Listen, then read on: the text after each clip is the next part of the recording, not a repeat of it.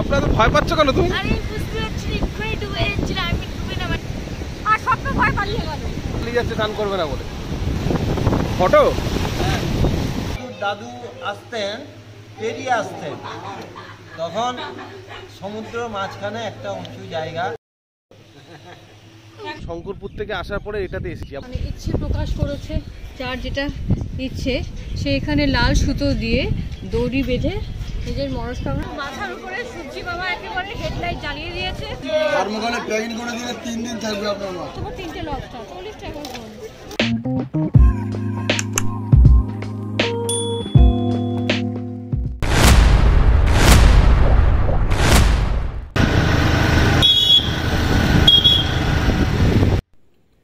Hello friends, welcome to whatever life once again. পুরনোদের স্বাগত আর নতুনদের ওয়েলকাম জানিয়ে শুরু করছি আমাদের দীঘা ট্যুরের আরেকটি নতুন ভিডিও। আমরা সবাই সকালবেলা হোটেল থেকে বেরিয়ে অটো বুক করে নিয়ে চললাম দীঘা সাইট সিন দেখতে। গুড মর্নিং বন্ধুরা, আজকে সকালবেলা চলে এসেছি শঙ্করপুরের সি বিচে। আর এখানে জোয়ার এসছে, সমুদ্র একদম পুরো উত্তাল হয়ে রয়েছে। গরমটা সকালবেলা এখন মনেই হচ্ছে, দেখতে পাচ্ছি পেছনে এক ফোঁটা গরম নেই। দারুণ মজা হচ্ছে, দারুণ লাগছে, দারুণ। আমরা সবাই আজকে এসেছি শঙ্করপুরের সমুদ্রেতে সাইট সিন করতে সকালবেলা হোটেল থেকে বেরিয়ে। মানে অসাধারণ লাগছে, মনে হচ্ছে সমুদ্র যেন রেগে রয়েছে। দেখতে পাচ্ছ পেছনে এই সি বিচটা অসাম লাগছে।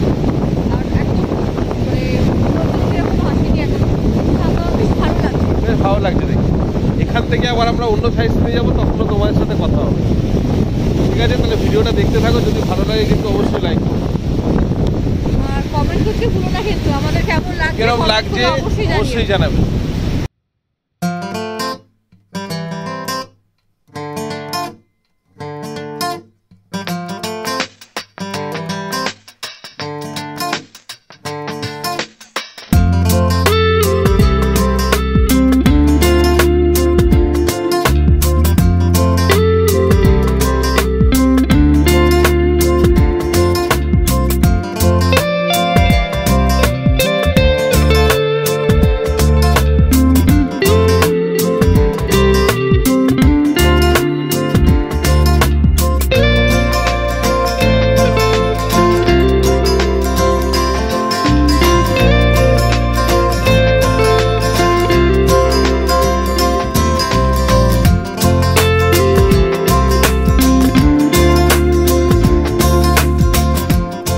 শঙ্করপুর বিচ। এখানে এসে আমরা সমুদ্রের জল পায়ে লাগালাম।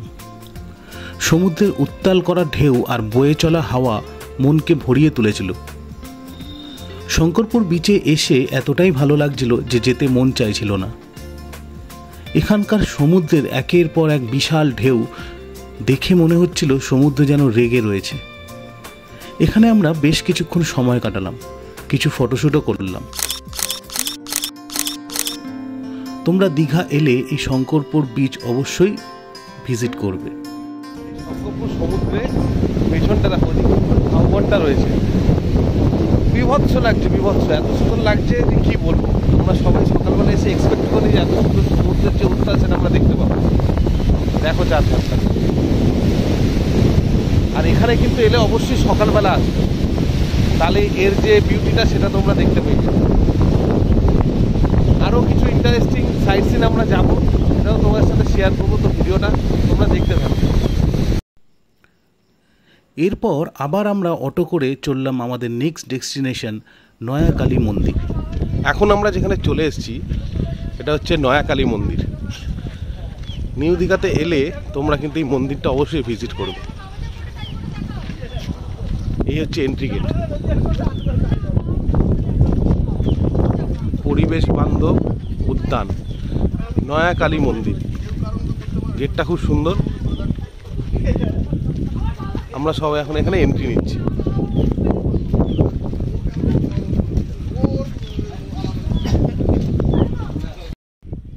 তো অ্যাট লাস্ট চলে এসেছি নয়াকালী মন্দিরে, যেটা নিউ দীঘাতে এলে অবশ্যই তোমরা ভিজিট করবে। আমরা এখন ঢুকে পড়েছি, যে গেটটা দিয়ে এন্ট্রি নিলাম। এখন আমরা সামনে এগিয়ে চলেছি, আর তারপরে মন্দিরটাও তোমাদের দেখাবো। তোমরা ভিডিওটা দেখতে থাকো। এখন ওই চারিদিকে কাজ চলছে, সম্পূর্ণ শেষ হয়নি। হ্যাঁ, আর মন্দিরটা এখানে আমরা এলাম শঙ্করপুর থেকে আসার পরে এটাতে এসেছি, আবার এখান থেকে অন্য সাইড সিনে যাবো। আপাতত ভেতরে ঢুকি, মন্দিরটা ডিটেলসটা তোমাদের দেখাবো, তোমরা ভিডিওটা দেখতে থাকো। আর শঙ্করপুর থেকে আসতে খুব বেশি হলে 2 থেকে 3 মিনিট লাগবে, হ্যাঁ টোটোতে করে। তো চলো ভেতরে যাওয়া যাক। তো তোমরা দেখতেই পাচ্ছ এখানটা মিউজিক্যাল ফাউন্টেন রেডি হচ্ছে, এখনো কাজ চলছে। আর ওখানটা হচ্ছে স্টেডিয়াম, মনে হয় যখন আসবে সবাই তখন ওখানে বসে দেখার ব্যবস্থা আছে। মন্দিরটা বহু পুরনো, কিন্তু মন্দিরটা ঘিরে চারিদিকে নানা রকম বাচ্চাদের অ্যাক্টিভিটি, পার্ক, ফাউন্টেন, মানে একটা কম্বো প্যাক তৈরি হচ্ছে। সেটা এখনো তৈরি হয়নি, তৈরি হচ্ছে, ইনফ্রাস্ট্রাকচারটা তৈরি হচ্ছে। দেখা যাক, এখন 1-2 বছর। এই হচ্ছে চারধারটা, এই যে সামনে দেখছে এটা হচ্ছে ফাউন্টেন, ফাউন্টেনটা হবে এখানে। অনেক বড় বিশাল বড় এরিয়া নিয়ে এটা তৈরি হচ্ছে। এই হচ্ছে সামনে নয়াকালী মন্দির। ওখানে এই মন্দিরের একটা হিস্ট্রি রয়েছে, এখানে কালী পুজো করা হয়। এখানে একটা বটগাছ আছে, মহাদেবের মূর্তিও আছে বটগাছের নিচে।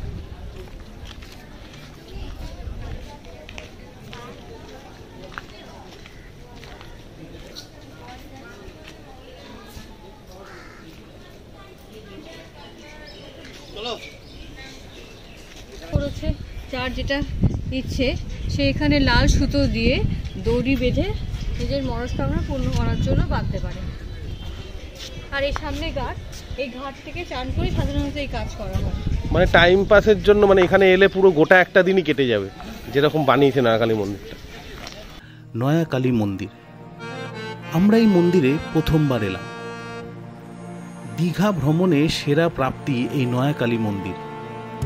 দীঘার কাছেই নতুন রূপে সেজে উঠেছে নয়াকালী মন্দির ও পরিবেশ বান্ধব উদ্যান।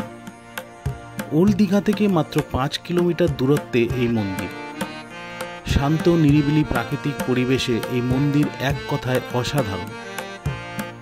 লোকমুখে জানতে পারলাম এই মন্দির খুবই জাগ্রত। দূর দূরান্ত থেকে ভক্তরা আসেন তাদের মনোবাঞ্ছনা পূরণ করার জন্য। ছোট শান্ত নিরিবিলি এই মন্দিরটি সবার মন ভরাবে, তাতে কোনো সন্দেহ নেই। মন্দিরের ঠাকুরমশাইয়ের কাছ থেকে আমরা জানতে পারলাম এই মন্দিরের প্রাচীন ইতিহাস। সমুদ্র থাকতো, সমুদ্রের মাঝখানে একটা উঁচু জায়গা, পুরো জোয়ারের জলে আমরা যখন আমার দাদু আসতেন, পেরিয়ে আসতেন, তখন সমুদ্রের মাঝখানে একটা উঁচু জায়গা, তার মাঝখানে জঙ্গল, পুরো জঙ্গলে মাঝখানে একটা বেলগাছ হয়, বেলগাছের মধ্যিখানে এই শিলামূর্তি পাওয়া যায়। তখন আমার দাদুকে স্বপ্নাদেশ হয়, আমাকে এই জঙ্গলের ভিতর বসে আছি, আমাকে প্রতিষ্ঠিত করে পুজো করতে হয়। আচ্ছা, সেই থেকে পুজো হয়, মানে দাদুর আমলে, মানে এটা 4 পুরুষে আমরা করেছি। আচ্ছা আচ্ছা আচ্ছা, ঠিক আছে। করেছে বাচ্চাদের ছোট ছোট অ্যাক্টিভিটি, এই ছোট ছোট বাচ্চাদের দোলনা, স্লিপ, এরকম হয় আর কি। দেখো একবার, বেশ মজাদার, বাচ্চারা আসলে খুব এনজয় করবে আর কি। এখানে একটা কি সুন্দর জায়গা করেছে, দোলনাও রয়েছে। এখানে একটা বসার জায়গা আছে, বেশ সুন্দর। বাচ্চারা খেললে বড়রা বুঝতেও পারবে, বেশ মজাদার, খুব সুন্দর, খুব সুন্দর, বেশ ভালো লাগবে। এখনো সম্পূর্ণ তৈরি হয়নি, সম্পূর্ণ তৈরি হয়ে গেলে আরো ভালো লাগবে, আরো ভালো লাগবে আসলে। এইটা পর্যটকদের জন্য একটা সুন্দর জায়গা করছে, এখনো পুরোটা তৈরি হয়নি। নয়াকালী মন্দিরের ঠিক সাইডে দেখো, এখানে একটা মাংকি দাঁড়িয়ে রয়েছে তার দুধারে, ওটাও কিন্তু দোলনা চড়ারই জায়গা, শিম্পাঞ্জি। ওর কাছে একটু যাই। এই যে শিম্পাঞ্জি, তার দু হাতে দুটো ঝোলার মতো নিয়ে দাঁড়িয়ে আছে, আর ওখানে বসে দোলনাও চড়াই যাবে, খুব সুন্দর। নিউ দীঘাতে এলে তোমরা এই জায়গাটা কিন্তু অবশ্যই ভিজিট করবে।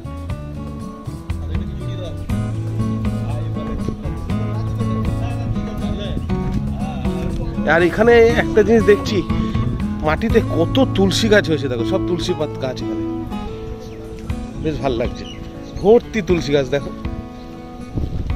এটা হলো নাট মন্দির, এই যে এই এরিয়াটা হচ্ছে নাট মন্দির, এই প্রাঙ্গণটা।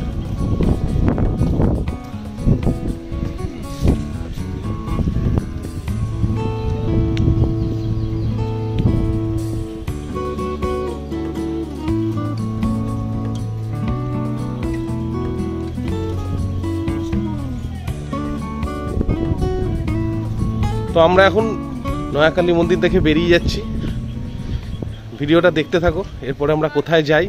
কালী মন্দির থেকে বেরিয়ে সময় নষ্ট না করে আমরা আবার অটো করে চলে গেলাম দীঘা মোহনার উদ্দেশ্যে। আর সেখানে গিয়ে দেখলাম মস্ত মাছের বাজার। এই ফিশ মার্কেটে বিক্রি হচ্ছিল নানা ধরনের সামুদ্রিক মাছ, আর ছিল কাঁকড়া আর লবস্টার। এখানকার দোকান থেকে জানতে পারলাম যে তোমরা যদি মাছ এখান থেকে কিনে নিয়ে যেতে চাও তাহলে এনারা থার্মোকলের প্যাকিং করে দেবে, আর সেটা 3 দিন অবধি ভালো থাকবে। আমরা এখান থেকে কাঁকড়া আর লবস্টার কিনে সেখানে একটি চায়ের হোটেল থেকে রান্না করিয়ে নিলাম। রান্না করতে নিয়েছিল 150 টাকা। তাহলে চলে এসেছি এখন মোহনায়। মাথার উপরে সূর্যি মামা একেবারে হেডলাইট জ্বালিয়ে দিয়েছে, চারিদিকে মাছ বিক্রি হচ্ছে। আর এদিকে চলে এসেছি আমরা মোহনায় ফিশ মার্কেটে। চলো তোমাদেরকে প্রত্যেকটা দোকান একে একে করে দেখিয়ে দিই।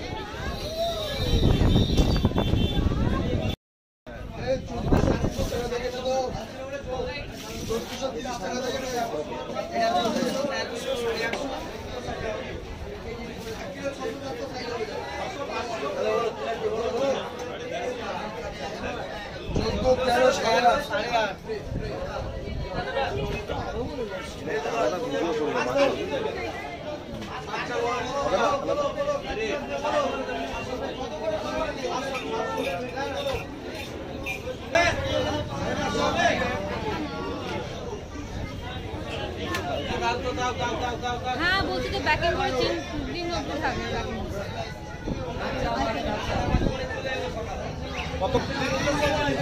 আর 150 টাকা 150 প্যাকিং কি আপনারা করে দেন? থার্মোকলে প্যাকিং হয়ে যাবে, খরচাটা আপনার আলাদা।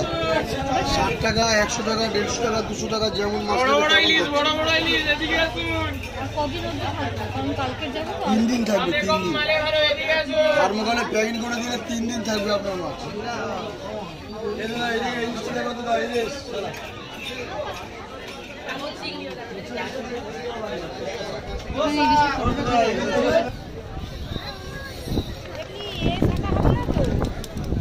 ওই ডাইসে ডাইস মনে হচ্ছে ওই ডাইস এক ডাইসের সাথে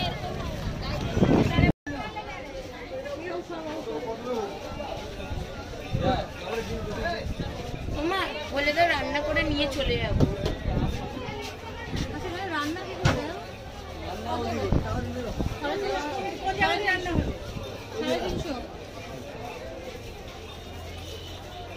350।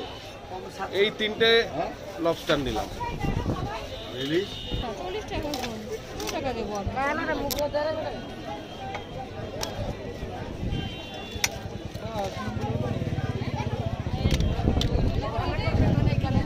রান্না এখানে করবে। হ্যাঁ মাছের বাজার দেখার পর মনটা কিন্তু আবার সমুদ্রের দিকেই টানছিল, তাই যথারীতি আমরা অটো করে চলে গেলাম সমুদ্র সৈকতে। সমুদ্রে আসবো আর চান করব না তা কি হয়? সমুদ্রে আমরা বেশ কিছুক্ষণ সময় কাটালাম, স্নান করলাম এবং খুব মজা করলাম। দেখো কি পেয়েছি। এখন আমাদের সমুদ্রের চান শুরু হয়ে গেছে। আপনারা তো ভয় পাচ্ছ কেন তুমি? আরে বুঝতে পারছি এক্ষুনি ডুবে যাচ্ছিল, আমি ডুবে না মানে কত ঢেউ দেখেছো, জোয়ার চলছে। দেখো সমুদ্রের কত ঢেউ, এখন জোয়ার চলছে। আর সব তো ভয় পালিয়ে গেল। ওই যে পালিয়ে যাচ্ছে চান করবে না বলে।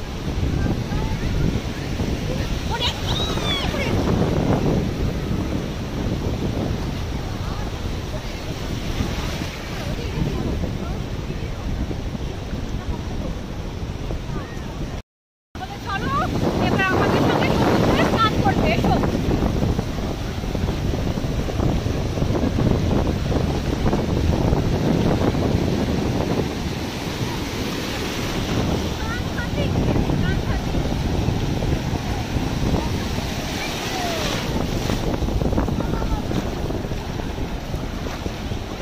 আমাদের জুনিয়র তো ভয় পাচ্ছে, চান করবে না বলছে। দেখো পুরো ফেলে দিচ্ছে জল, এত ঢেউ হচ্ছে, অসাধারণ লাগছে। ও কিছু হবে না। এই জুনিয়র জুনিয়র, তোর কিরকম লাগছে জুনিয়র? এই সংবর্ত, তোর কিরকম লাগছে? জল ছিটিও না, ভালো লাগছে তো?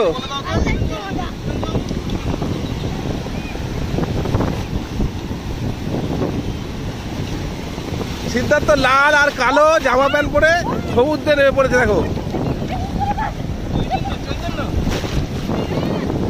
দেখো ওইদিকেও দেখো সবাই।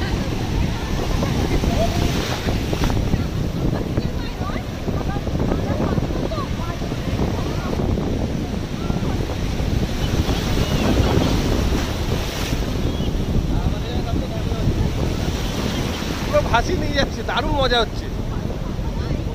কিরকম লাগছে ভিডিওটা সেটা কিন্তু তোমরা অবশ্যই কমেন্ট করে জানাবে, আর ভিডিওটা লাইক করবে, চ্যানেলে নতুন গেলে কিন্তু অবশ্যই সাবস্ক্রাইব করবে আর বেল বাটন অন করে দেবে। প্রচুর ঢেউ, দেখো কত ঢেউ, কত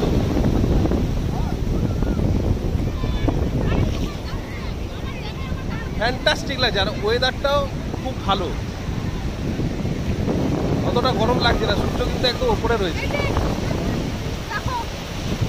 দেখো এই একটা আমাদের ছোট্ট জুনিয়র, ওখানে একটা জুনিয়র, এখানে একজন জুনিয়র, তারা খুব এনজয় করছে। কিরকম লাগছে তোমার?